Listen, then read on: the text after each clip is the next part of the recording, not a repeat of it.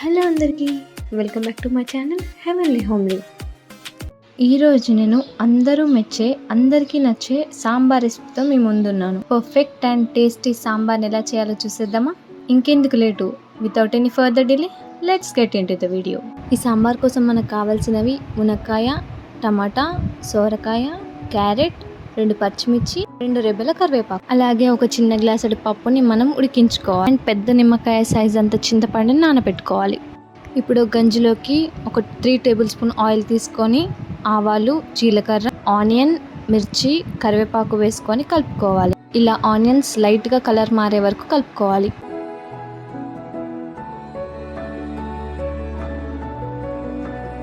ఇది ఇలా ఉండగా ఇందులోకి మనం కట్ చేసి పెట్టుకున్న టొమాటో, బెండకాయ ముక్కలు, మునగకాయ ముక్కలు, క్యారెట్ ముక్కలు అండ్ సోరకాయ ముక్కలు వేసుకొని బాగా కలుపుకోవాలి.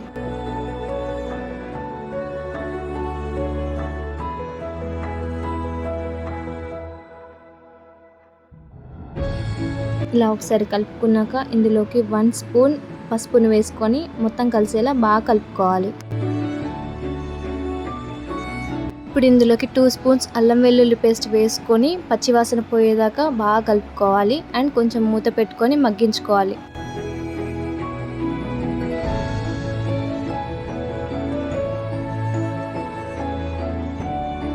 ఒక 5 నిమిషాల తర్వాత మూత తీసి ముక్కలంతా ఇలా కలుపుకొని మనం నానబెట్టుకున్న చింతపండుని స్క్వీజ్ చేసి ఆ రసాన్ని అంతా దీనిలో పోసుకోవాలి. ఇప్పుడు ఆ చింతపండు గుజ్జులోనే మరికొన్ని నీళ్లు పోసుకొని చింతపండు గుజ్జు లోపల పడకుండా మొత్తం నీళ్ళని పోసుకోవాలి.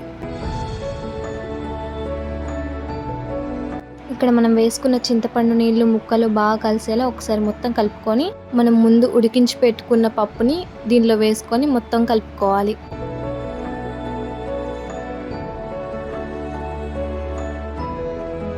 ఇప్పుడు ఇలా కలుపుకున్న దాంట్లో మనకు సరిపడా కారం, ఉప్పు, సాంబార్ పౌడర్ని వేసుకొని బాగా కలుపుకోవాలి.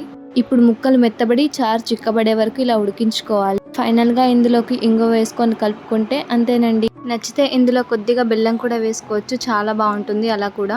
అంతే అండి, ఎంతో సింపుల్ అయిన సాంబార్ రెడీ అయిపోయింది. ఇది అన్నంలోకి, ఇడ్లీలోకి వేసుకొని తింటే చాలా బాగుంటుంది. మీరు కూడా ఇంట్లో ట్రై చేసి ఎలా వచ్చిందో నాతో కామెంట్ సెక్షన్లో షేర్ చేసుకోండి. And don't forget to like, share, comment and subscribe to my channel. Bye bye.